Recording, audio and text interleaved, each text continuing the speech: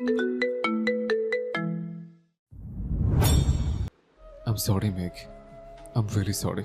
আবিরের ক্রন্দিত কণ্ঠে বলা কথাটা মেঘের কর্ণকুহরে প্রবেশ মাত্রই মেঘ কিংকর্তব্য বিমূঢ় হয়ে গেছে। মেঘের বুক ধড়ফড় করছে, গাত্র জুড়ে রক্ত সঞ্চালন তীব্র থেকেও তীব্র হতে শুরু করেছে। বুকের বাম প্রকোষ্ঠে আবদ্ধ হৃৎপিণ্ডে বেধড়ক নাভিশ্বাস অনুভূত হচ্ছে।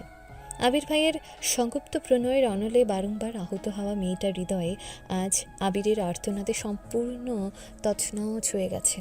ভীতিকর অযাচিত পরিস্থিতি সামলানোর অনুমাত্র সামর্থ্য মেঘের নেই।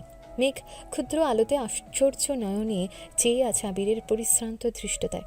আবিরের হাতে থাকা মেঘের হাতটা থরথর করে কাঁপছে। ক্ষণিকের ব্যবধানে মেঘের অক্ষিপট ভিজে এসেছে। আবির ভাই সরি বলেছেন, কিন্তু কেন?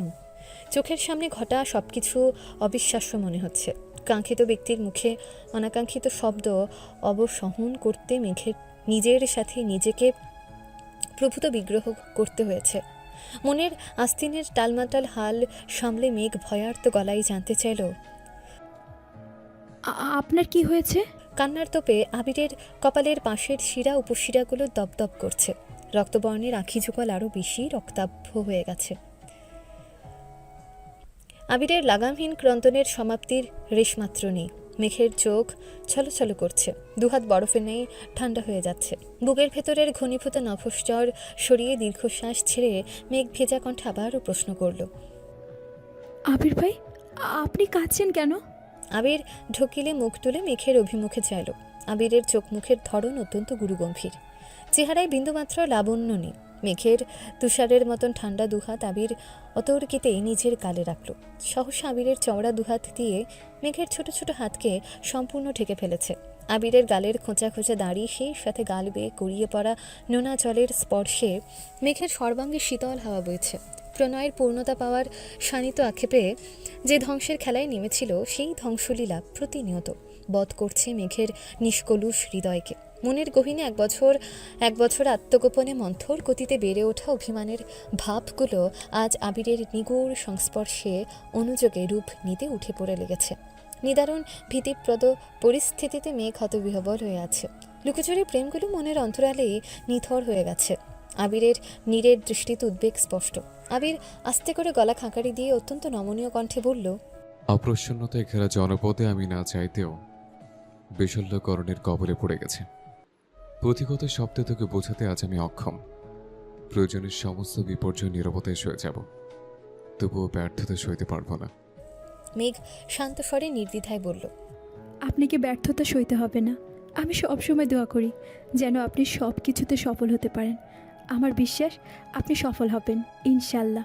এবার অন্তত থামুন প্লিজ। আবির ভেজা চোখে মুচকি হেসে বলল। তবে যে কাউকে অনেক বেশি সহিষ্ণু হতে হবে। মেঘ উদ্বেগবিহীন কণ্ঠে জানালো, কারো সহিষ্ণুতায় যদি আপনার সাফল্য অর্জিত হয়, তবে সে অময়ে সহিষ্ণু হবে। আবির মেঘের হাতের উপর থেকে নিজের হাত সরিয়ে মলিন হেসে ঠান্ডা কণ্ঠে বলল, অনেক রাত হয়েছে, ঘুমোতে যান এখন। মেঘ চিন্তিত কণ্ঠে শুধালো, আর আপনি? একটু পর যাব। মেঘ নিজের ওড়নার এক পাশ টেনে আলতোভাবে আবিরের চোখ মুখ মুছে দিচ্ছে। আবির চোখ বন্ধ করে মেঘের স্নিগ্ধতা অনুভব করছে। এতক্ষণ কান্নার কারণে বুঝতে না পারলেও এখন মেঘের গায়ের গন্ধে আবির মত্ত হয়ে যাচ্ছে। মায়াবতীকে ছুঁতে যাওয়ার উন্মাদনা আঁকড়ে ধরেছে আবিরকে। হৃদয়ের ক্ষত প্রতিহত করার ক্ষমতা আবিরের থাকলেও মেঘের প্রতি অগাধ অনুরক্তি লুকিয়ে রাখার সামর্থ্য আবিরের নেই। মেঘের অনাবশ্যক যত্নে আবিরের বুকে অদ্ভুত শিহরণ যাচ্ছে। আবিরের মনে মেঘকে নিয়ে সর্বদাই সংশয় কাজ করে।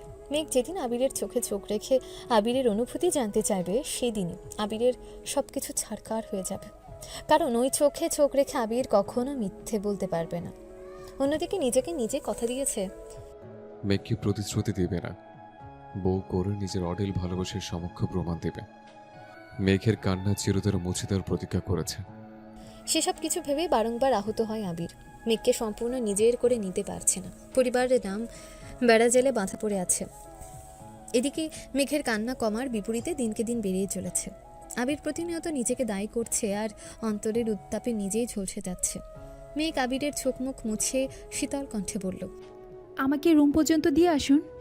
আবির ভ্রু কুচকে ক্ষীণ স্বরে বলল। আসছিলেন কিভাবে? মেঘ চট করে বলে ফেলল। যেভাবে আসি না কেন তাতে আপনার কি? এখন আমাকে দিয়ে আসবেন, চলুন। আবির আর চোখে মেঘের পানে তাকালো। ক্ষুদ্র আলোতেও মেয়েটার ক্রোধিত মুখশ্রী জলজল করছে। আবির মৃদু হাসল। আবিরের হাসি দেখে মেঘ হতাশ হয়ে ভারী নিঃশ্বাস ছেড়ে আকুল কণ্ঠে বিড়বিড় করে বলল। এই যে দেখুন, দরজায় দাঁড়িয়ে তানারা আমাকে দেখে কেমন করে হাসছে। মেঘের আজগুবি কথা শুনে আবির না হেসে থাকতে পারল না। অকস্মাৎ জোরে শব্দ করে হাসতে শুরু করেছে। আবিরের মুখে হাসি ফোটাতে পেরেছে বলে মেঘ আহ্লাদে গলে যাচ্ছে। আবিরের হাস্যোজ্জ্বল চেহারায় অপলক দৃষ্টিতে তাকিয়ে মনে মনে ওড়ালো। আপনি যতবার নিরামিষ হবেন আমি ঠিক ততবার আপনার মনে আশার আলো চালাবো। আমরা তো আপনার পাশে হিত ঐশীর ছায়া হয়ে থাকবো। আবেগে আপ্লুত মেঘের রঙিন ধৃষ্টতার অন্ধকার মুহূর্তেই সরে গেছে। রং বেরঙের স্বপ্নে সেজে উঠেছে মনের আঙিনা।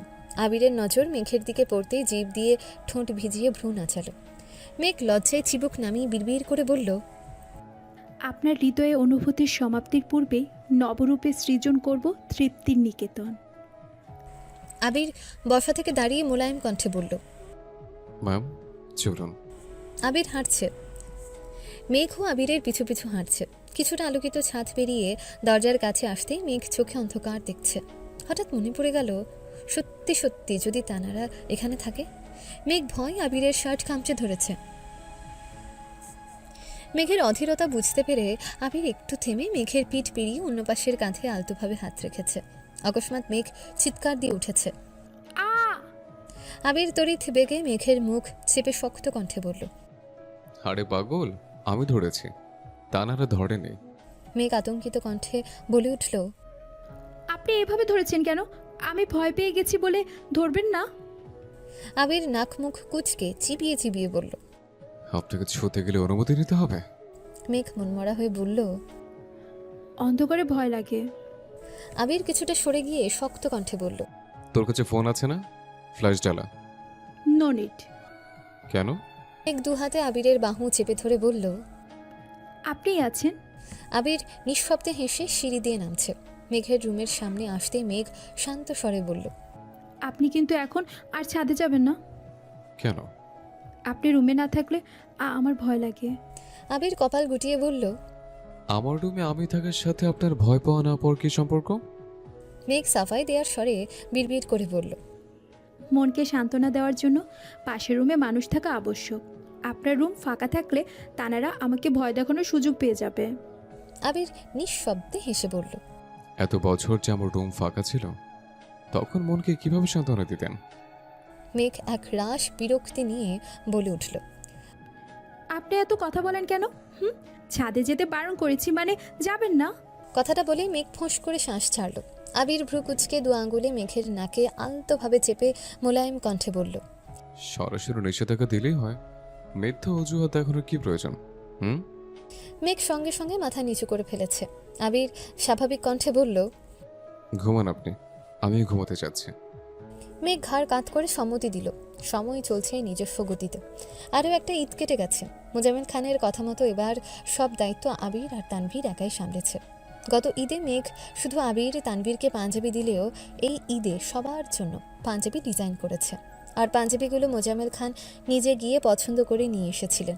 মেঘের পরীক্ষার জন্য আপাতত বিয়ের ব্যাপারে মোজাম্মেল খান কোনো কথাবার্তা বলছেন না। তাই আবির আর তানভীর দুজনেই বেশ নিশ্চিন্ত। বাসার সবাই নিজেদের মতো বেশ শান্তিতে আছে। ইকবাল খান মাঝে মাঝে আবিরের রুমে গিয়ে আবিরকে আলাদাভাবে বুঝিয়ে আসেন। আবিরের সাথে মেঘের সম্পর্ক আগের থেকে বেশ ভালো হয়েছে। দুজনের মধ্যে ছোটোখাটো খুনসুটি সর্বক্ষণ লেগেই থাকে। একে অপরকে ভালোবাসে, দুজন দুজনের ভালোবাসা উপলব্ধি করতে পারে, তবুও মুখ ফুটে কেউ কাউকে ভালোবাসি বলতে পারে না। আবির যেমন নিজের গণ্ডিতে বাঁধা, তেমনি মেঘও নিজের গণ্ডিতে বন্দী হয়ে আছে। মিনহাজের ঘটনার পরপর মনে মনে প্রতিজ্ঞা করেছিল, যতদিন পর্যন্ত আবিরের প্রণয়ের প্রমাণ পাবে না ততদিন পর্যন্ত মেঘ আবিরকে কিচ্ছু বলবে না। ধীরে ধীরে মিনহাজদের সাথেও মেঘের সম্পর্কে কিছুটা উন্নত হয়েছে। তানভীর নিজের কাজে ব্যস্ত হয়ে গেছে, তবে সময় পেলে আবিরের গাড়ি নিয়ে ভাই বোনদের সঙ্গে নিয়ে ঘোরাঘুরি করে। ফুপিদের বাসার সাথেও যোগাযোগ ভালো হয়েছে। 15 দিন কিংবা মাসে একবার হলেও যাতায়াত হয়। সবার সম্পর্ক ভালো থাকলেও মিম আর আরিফের সম্পর্ক এখন টম অ্যান্ড জেরির মতো। মেঘ একটুর জন্য চোখের আড়াল হলেই মিম কোনো এক অঘটন ঘটিয়ে ফেলে। আরিফ প্রথম প্রথম আব্বুর কথা ভেবে মিমের দুষ্টুমি সহ্য করলেও এখন আর করে না। সুযোগে দুটোর পেছনে লাগে। আজ সকাল থেকে শিমুল আর সোহাগ তানভীরকে কল দিচ্ছে। অনেকদিন যাবৎ বন্ধুদের সাথে দেখা হচ্ছে না, তাই তানভীর বিকেলের দিকে বন্ধুদের সাথে দেখা করতে বেরিয়েছে। শিমুল আর সোহাগ দুজনেই আগে থেকে উপস্থিত, একসঙ্গে ঘোরাঘুরি করে আড্ডা দিচ্ছিল আর চা খাচ্ছিল। তানভীর চায়ে চুমুক দিয়ে রাস্তার দিকে তাকাতেই সহসা ভ্রু কুঁচকাল। বন্যা কিছু জিনিসপত্র নিয়ে একা একা হনহন করে যাচ্ছে। তানভীর চায়ের কাপ রেখে তড়িঘড়ি করে বলে উঠল, তোরা বস, আমি আসতেছি। সোহাগ ধীর কণ্ঠে শুধালো, কোথায় যাচ্ছিস? তানভীর মেকি স্বরে জবাব দিল, প্রেম করতে। তানভীর যেতে যেতে বন্যা অনেকটাই সামনে চলে গেছে। তানভীর পেছন থেকে ডাকল। বন্যা। আচমকা পুরুষালী কণ্ঠে নিজের নাম শুনে বন্যা ফিরে তাকালো। তানভীরকে দেখে কিছুটা স্বস্তি পেল।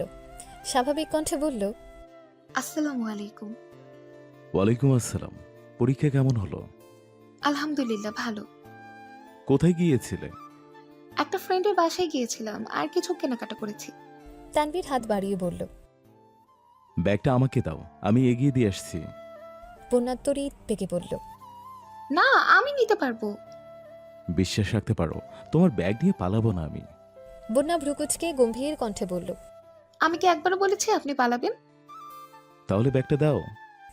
ব্যাগ নিতে গিয়ে বন্যার হাতে তানভীরের হাত লাগতেই বন্যা তৎক্ষণাৎ ব্যাগ ছেড়ে হাত সরিয়ে ফেলেছে। তানভীরের তপ্ত স্পর্শ অনুভব হতেই বন্যার বুক কেঁপে উঠেছে।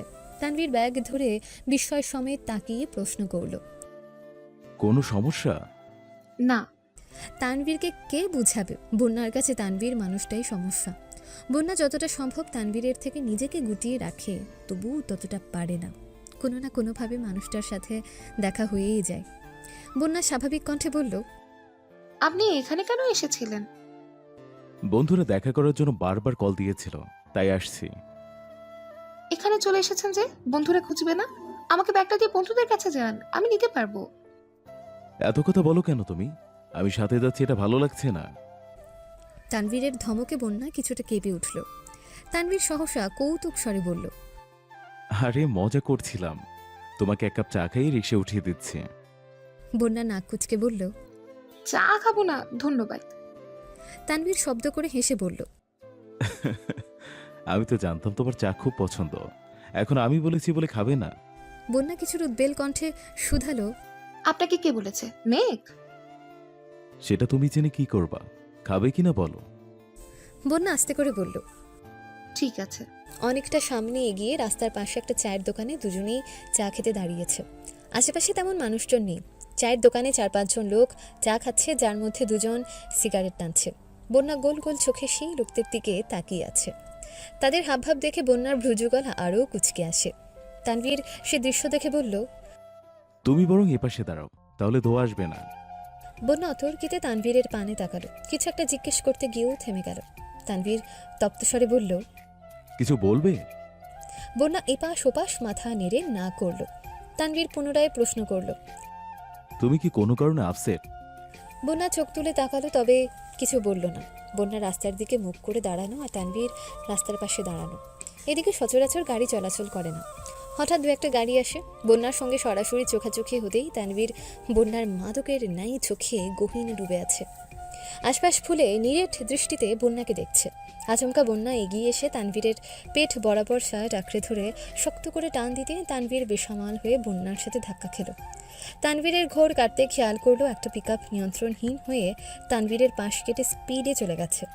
তানভীর সঙ্গে সঙ্গে আশপাশ দেখল। এদিকে বন্যার দুহাত এখনও তানভীরের পেটে। কয়েক মুহূর্তে তানভীর স্বাভাবিক হলো। বন্যার স্পর্শ অনুভব করা মাত্রই তানভীরের সারা শরীরে ঝাঁকুনি দিয়ে উঠেছে। নিজেকে সামলে তানভীর সঙ্গে সঙ্গে সরে দাঁড়িয়েছে। বন্যার আগে ফুঁসতে ফুঁসতে বলল, আপনাকে এতবার ডাকলাম, কথা কানে যায়নি? তানভীর বন্যার ক্রোধিত চোখ মুখ দেখে মৃদু হাসল।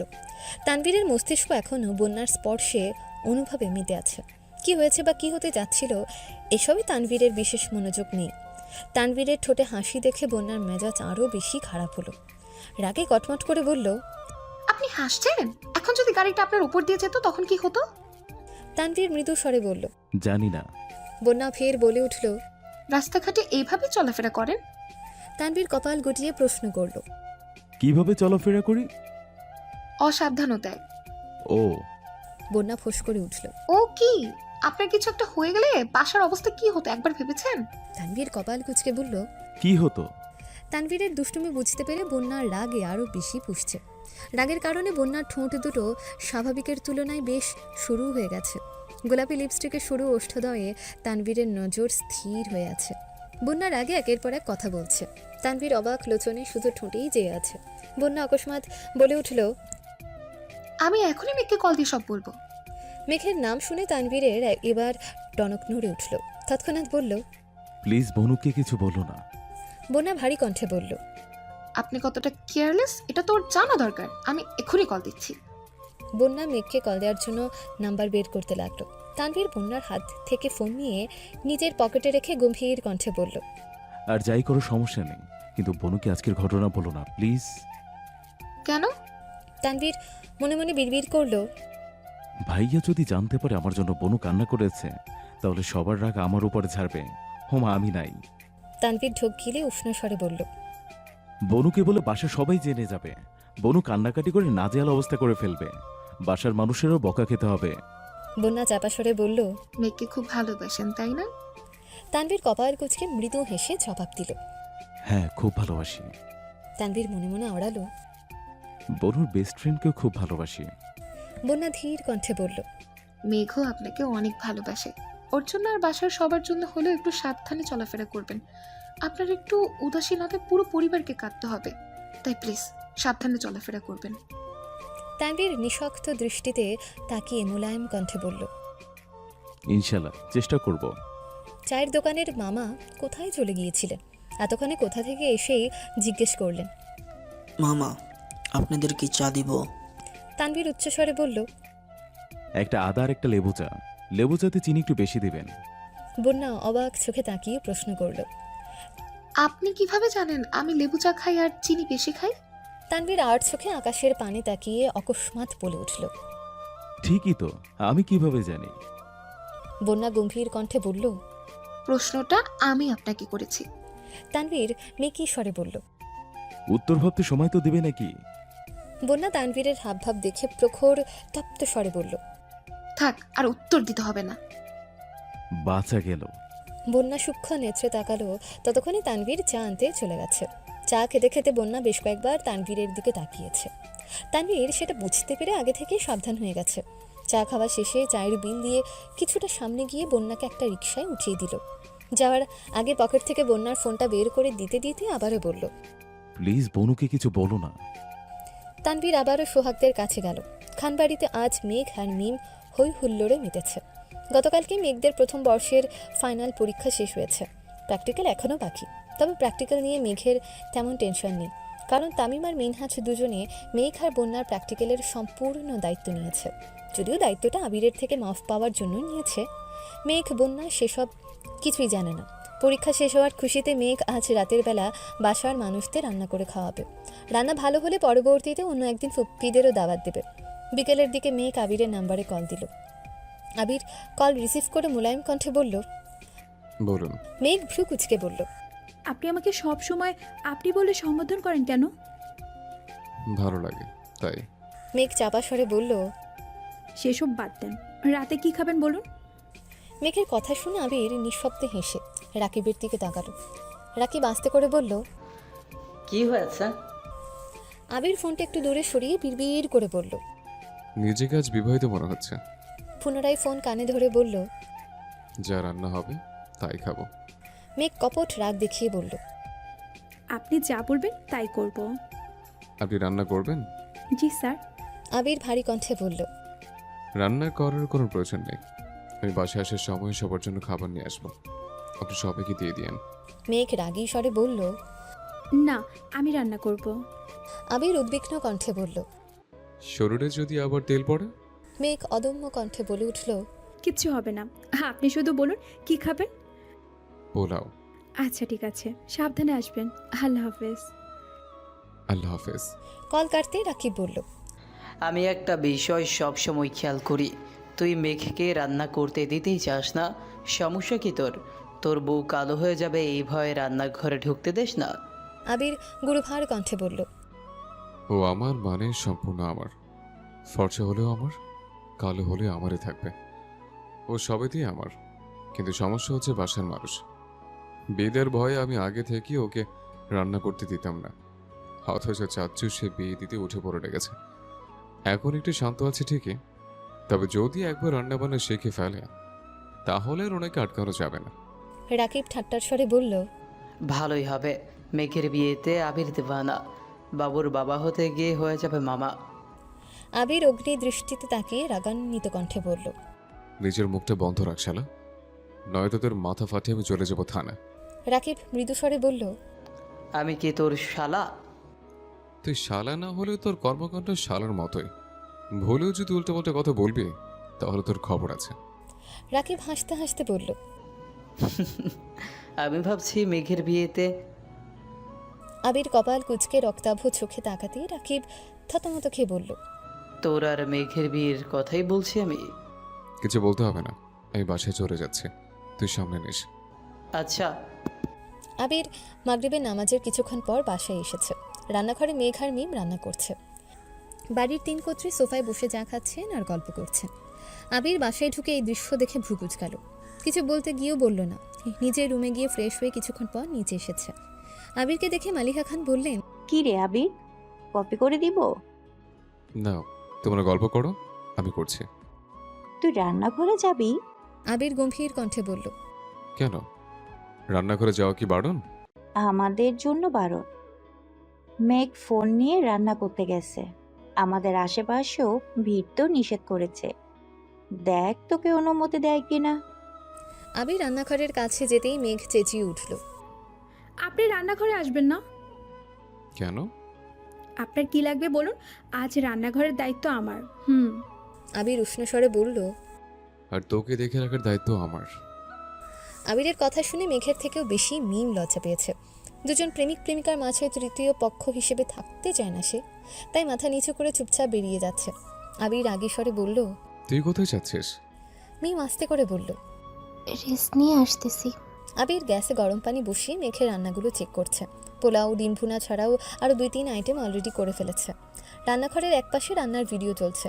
আবির সবগুলো একটু একটু করে টেস্ট করছে, আদৌ খাওয়ার যোগ্য হয়েছে কিনা বুঝার জন্য। মেঘকে রান্না করতে দিতে চায় না ঠিকই, কিন্তু রান্না করার পর সেই রান্না কেউ মুখে তুলতে না পারলে এটাও আবিরের জন্য অপমানজনক বিষয়। সবগুলো চেক করে আবির টুকটাক বলে দিচ্ছে। পরিশেষে পোলাও মুখে দিয়ে আবির থ হয়ে গেছে। মেঘও আহামকের মতো আবিরকে দেখছে। আবির কোনো রকমে গিলে ধীর কণ্ঠে শুধালো। লবণ দাসনি? না। কেন, রেসিপিতে লবণ দেয়নি তারা? দিয়েছিল। তাহলে তুই দিসনি কেন? মেঘ উত্তর না দিয়ে উল্টো প্রশ্ন করলো। ভাতে কেউ লবণ দেয়? মেঘের কথা শুনে আবির বেকুব বনে গেল। এমন সময় আলী আহমেদ খান আর মোজামেল খান বাসায় এসেছেন। আবির তাড়াতাড়ি কফি করে রান্নাঘর থেকে বেরিয়ে এসে মালিহা খানকে ইশারায় রান্নাঘরে যেতে বলল।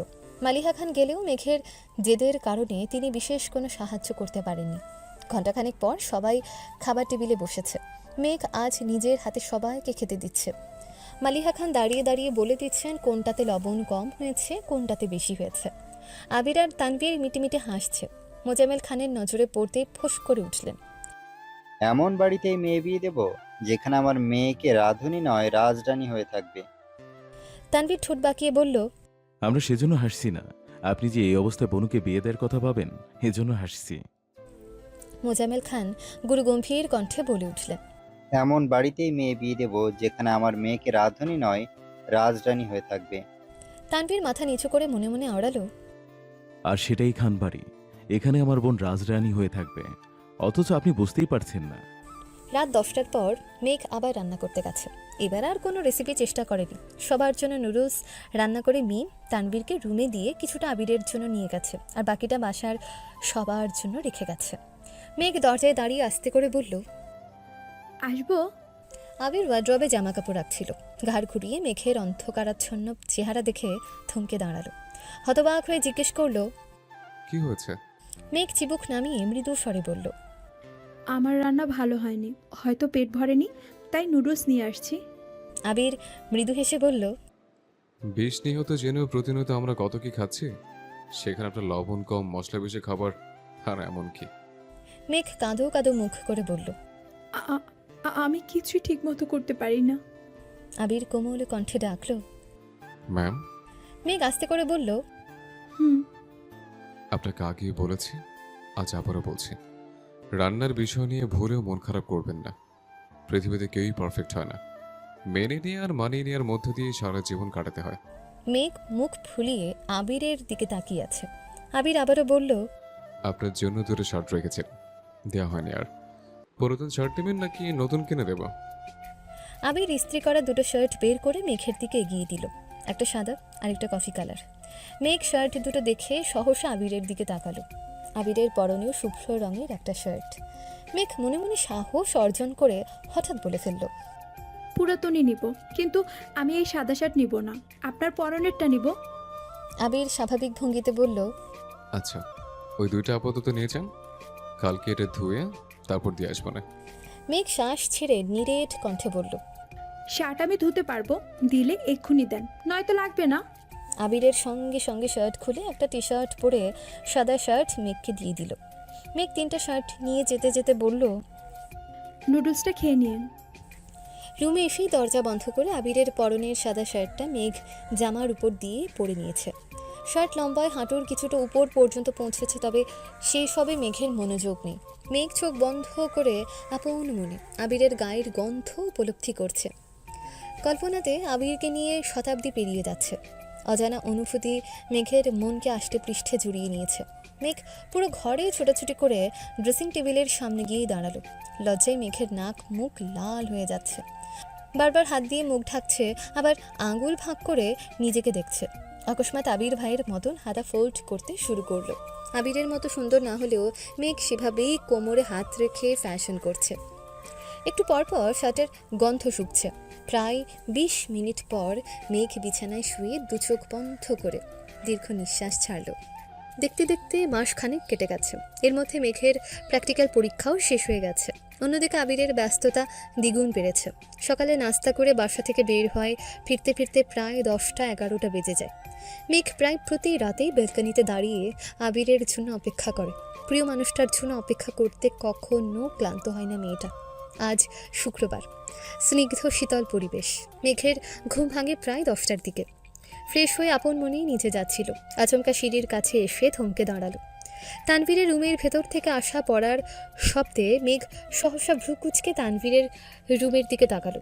1 সেকেন্ড দেরি না করে তানভীরের রুমের দরজা ঠেলে ভেতরে দেখল। মেঘকে দেখে তানভীর পড়া থামিয়ে শান্ত স্বরে জিজ্ঞেস করলো, কিছু বলবি? তুমি পড়তে বসছো? তানভীর নম্র স্বরে বলল। সামনে পরীক্ষা। মেঘ বিস্ময় সমেত তানভীরকে দেখছে। বাসায় মেয়ে সংগঠিত ঘটনার পর থেকে বাবা ছেলের সম্পর্কে যেমন ফাটল ধরেছে, তেমনই পড়াশোনায়ও ফাটল ধরেছে। রাজনীতিতে জড়ানোর পর পড়াশোনাটা কেবল সার্টিফিকেটের জন্যই চালিয়ে গেছে। পরীক্ষা ব্যতীত কখনো কলেজের গণ্ডিও পার হয় না। এত বছর পর হঠাৎ তানভীরকে পড়তে বসতে দেখে মেঘের বিস্ময় যেন কমছেই না। এক ছুটে গেল হালিমা খানের কাছে। একে একে সবাইকে তানভীরের পড়ার কথা বলছে। এসব শুনে মিম আর আদিও তানভীরকে এক নজর দেখে গেছে। মেঘ রুমে এসেই দেখে বন্যা কল দিচ্ছে। বন্যার কল রিসিভ করেই মেঘ উত্তেজিত কণ্ঠে বলল, জানিস কি হয়েছে? বন্যা আতঙ্কিত কণ্ঠে বলল, কি হয়েছে?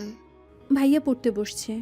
বন্যা ভ্রু কুচকে গম্ভীর কণ্ঠে বলল, এমনভাবে বলছিস, আমি তো মনে করেছিলাম কাউকে মার্ডার করে ফেলছেন। অবশ্য বলা যায় না, করতেও পারেন। মেঘের হাস্যজ্জ্বল চেহারায় মুহূর্তেই বেদনার ছাপ স্পষ্ট প্রতীয়মান হচ্ছে। উজ্জ্বল দৃষ্টতা অন্ধকারে আচ্ছন্ন হয়ে গেছে।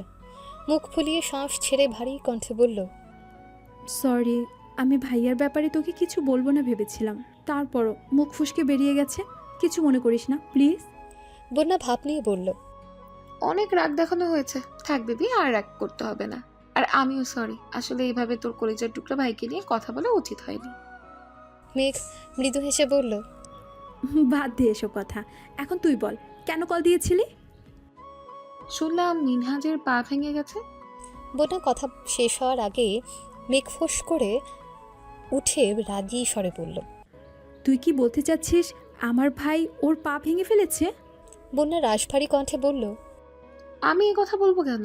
বুঝলাম ভাইকে খুব ভালোবাসিস, তাই বলে আমার কথা শেষ করার আগে চিৎকার দিয়ে উঠবি? ঠিক আছে, বল। ফুটবল খেলতে গিয়ে কিভাবে যেন পা ভেঙে গেছে, এখন হাসপাতালে ভর্তি আছে। মিষ্টিরা সবাই দেখতে যেতে চাচ্ছে। তুই দাদের নাম্বার ব্লক করে রেখেছিস, তাই আমাকে বারবার কল দিচ্ছে। তুই কি যাবি? মেঘ ধীর কণ্ঠে বলল। আজ শুক্রবার, আব্বু বড় আব্বু সবাই বাসায়, দেখি যেতে দেয় কি না। আচ্ছা, আমাকে জানাস।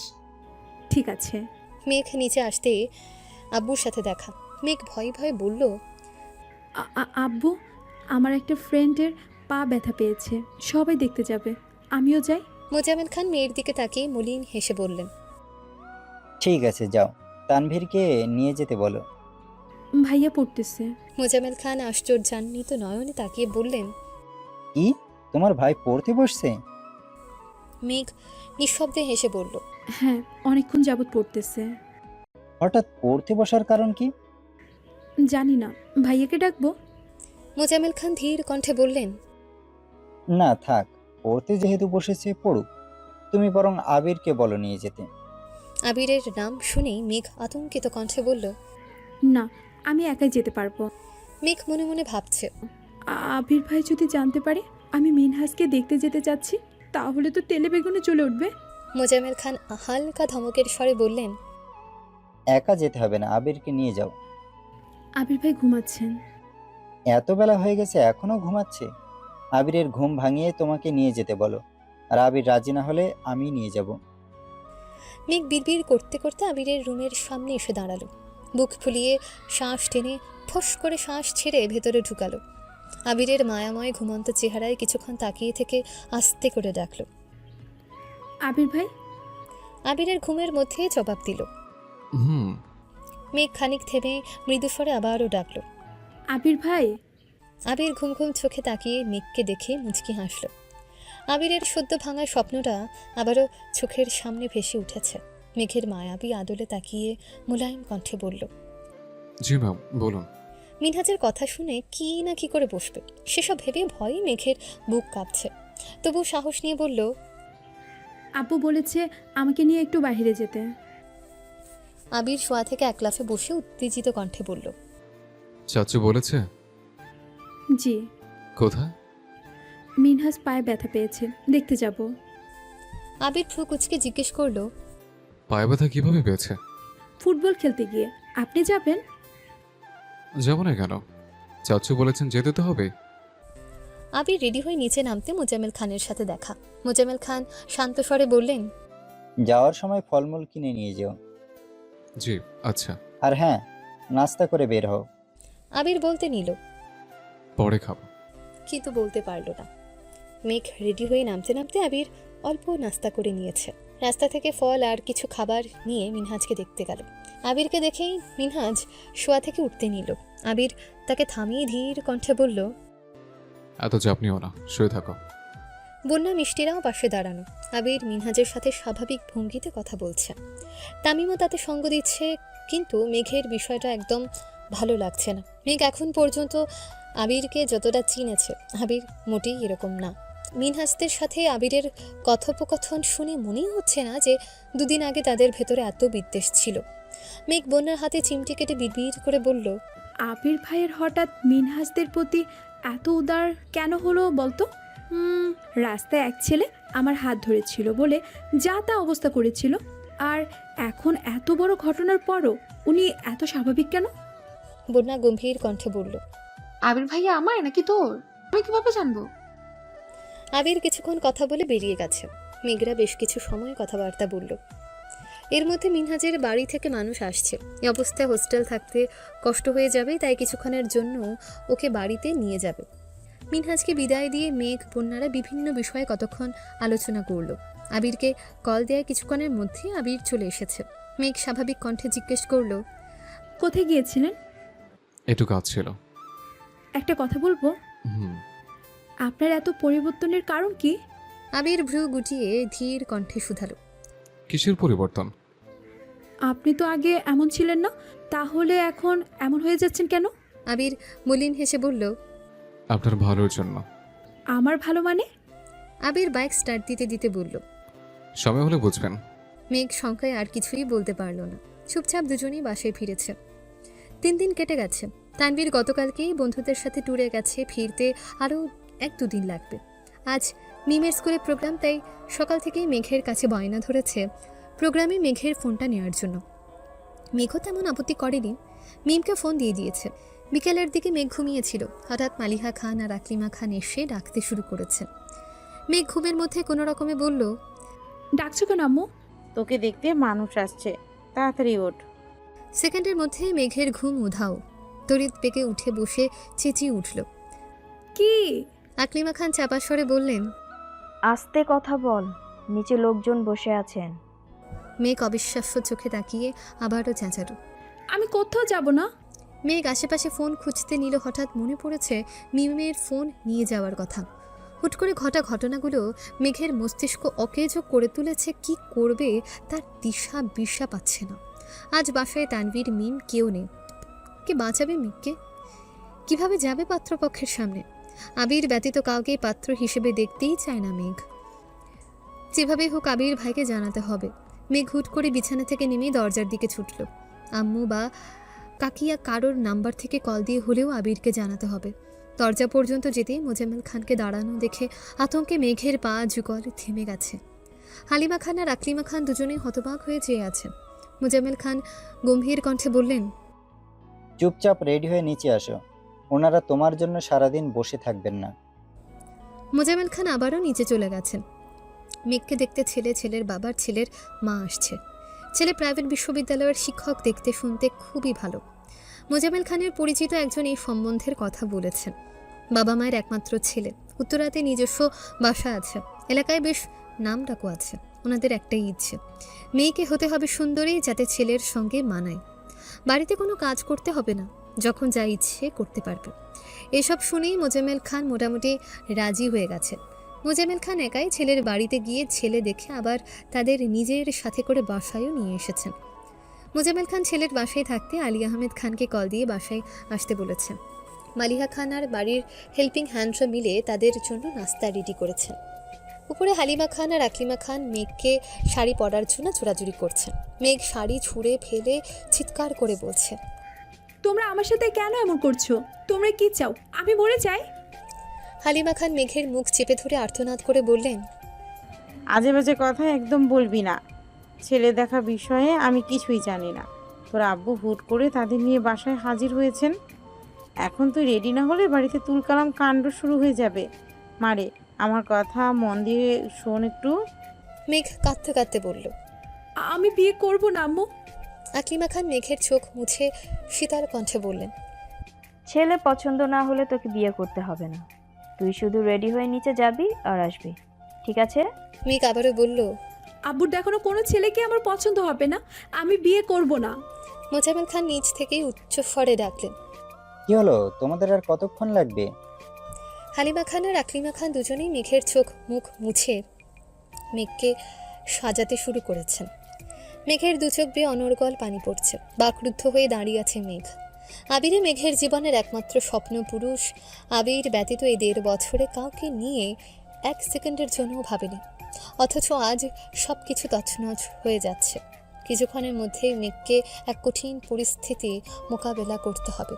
ভেতরে ভেতরে মেয়েটা চিৎকার করে বলছে, আমি আবির ভাইকে ছাড়া কাউকে বিয়ে করব না। অথচ মুখ ফুটে কিছুই বলতে পারছে না। কান্না গলায় আটকে মেঘের নিঃশ্বাস বন্ধ হয়ে আসছে। কাশতে কাশতে চোখ লাল হয়ে গেছে, তবুও কান্না থামছেই না। 20 থেকে 25 মিনিট পর মোজাম্মেল খান আবারও উপরে আসছেন। ততক্ষণে মেহমানদের নাস্তা খাওয়া শেষ। আলী আহমেদ খান বাসায় ফিরে কেবলই ফ্রেশ হতে গেছেন। মালিহা খানও নিজের রুমেই বসা। মেঘকে অনেক জোরাজোরি করেও শাড়ি পরাতে পারিনি, তাই সবুজ রঙের একটা 3 পিস পরিয়ে আকলিমা খান মোটামুটি সাজিয়ে দিয়েছেন। চোখে কাজল আর ঠোঁটে লিপস্টিক দিলেই মেয়েটাকে অসম্ভব সুন্দর লাগে। আকলিমা খানও সেটাই করেছেন। মোজাম্মেল খান দরজা থেকে মেঘকে দেখে কপাল গুটালো। ভেতর এসে গম্ভীর কণ্ঠে বলল, কি শুরু করেছো তুমি? আর কতক্ষণ ওনাদের বসিয়ে রাখবো? মেঘ মাথা নিচু করে দাঁড়িয়ে আছে। মোজাম্মেল খান ভারী কণ্ঠে বললেন, আমাকে ভাইজান বলেছিল পাত্রপক্ষ বাসায় এনে তারপর কথা বলতে, আমি তাই করেছি। এখন দেখি কি আটকায়। মেঘ মনে মনে আওড়ালো, আমার আবির ভাই আসলে এক মুহূর্তে সবকিছু ছাড়খাড় করে দিবে, তারপর বুঝবা কে আটকায়। অকস্মাৎ নিচ থেকে আবিরের চিৎকারের শব্দ ভেসে আসছে। আবিরের কণ্ঠ কানে বাজতেই মেঘ সহসা বিপুল চোখে তাকালো। সর্বাঙ্গে হিমশীতল হাওয়া বয়ে যাচ্ছে, দু চোখ চিকচিক করছে। আবিরের কণ্ঠে একের পর এক হুঙ্কার আসছে। মোজাম্মেল খান দ্রুত রুম থেকে বেরিয়ে গেলেন। ওনার পেছন পেছন হালিমা খান ও আকলিমা খানও ছুটলেন। মেঘের দু চোখ বেয়ে তখনও পানি পড়ছে, কিন্তু ঠোঁট জুড়ে প্রশান্তির হাসি ফুটছে। মেঘ দীর্ঘ নিঃশ্বাস ছেড়ে বলল, আপনি আমার অভয়, আপনি আমার প্রণয়। তাই তো দণ্ডে দণ্ডে আপনার অনুষঙ্গে ডুবে যেতে চাই। মোজাম্মেল খান রুম থেকে বের হয়ে বেলকানি থেকে নিচে তাকাতেই চোখে পড়ল আবির একটা ফুলদানি ফ্লোরে ছুঁড়ে চিৎকার করে বলছে, আর কোনোদিন যদি এই বাসার চৌকাঠ পার করার চেষ্টা করেন তাহলে জীবনেই ফিরতে পারবেন না। পাত্রপক্ষ ভয় এক প্রকার জীবন বাঁচাতে পালিয়েছে। মোজাম্মেল খান সিঁড়ি দিয়ে নামতে নামতে চিৎকার করে বললেন, সমস্যাটা কি তোমার? আমার কোনো সমস্যা নেই। তুমি বিয়ে করবে না বলে কি এই বাড়ির কারোর বিয়ে হবে না? আবির উচ্চস্বরে চেঁচিয়ে উঠল, না, হবে না। আগামী 6 মাস এই বাড়িতে কোনো বিয়ে হবে না। তোমার কথাই শেষ কথা? আবির রাগান্বিত কণ্ঠে পুনরায় বলল, হ্যাঁ, এই ব্যাপারে আমার সিদ্ধান্তই শেষ সিদ্ধান্ত। মোজাম্মেল খান রাগে ফোঁস করছেন। অতিরিক্ত রাগে আবিরের চোখ মুখ লাল টকটকে হয়ে গেছে। মালিহা খান, আকলিমা খান আর হালিমা খান তিনজনই আবিরকে থামানোর চেষ্টা করছেন। আজ আবিরকে থামানো সম্ভব না। মোজাম্মেল খানও রাগের চোটে যা তা বলেছে। আবিরও প্রত্যুত্তরে নিজের ক্ষোভ প্রকাশ করেই চলেছে। আবির আগে সবার পাশ কাটিয়ে উপরে যেতে যেতে বিড়বিড় করে বলল, এরপর পাত্রী দেখার নাম করে কেউ এ বাসে আসলে চৌকাঠ পার হওয়ার আগেই দুপা ভেঙে দেব। অতিরিক্ত রাগে আবিরের শরীর ঘেমে একাকার অবস্থা। শার্টের বোতাম খুলতে খুলতে একটু এগোতেই মেঘের সঙ্গে দেখা। ডাগর ডাগর দু চোখে গাঢ় কাজল আর ঠোঁট ভর্তি লিপস্টিক দেখে আবিরের মেজাজ তুঙ্গে। মেঘ ছলছল নয়নে তাকিয়ে আছে।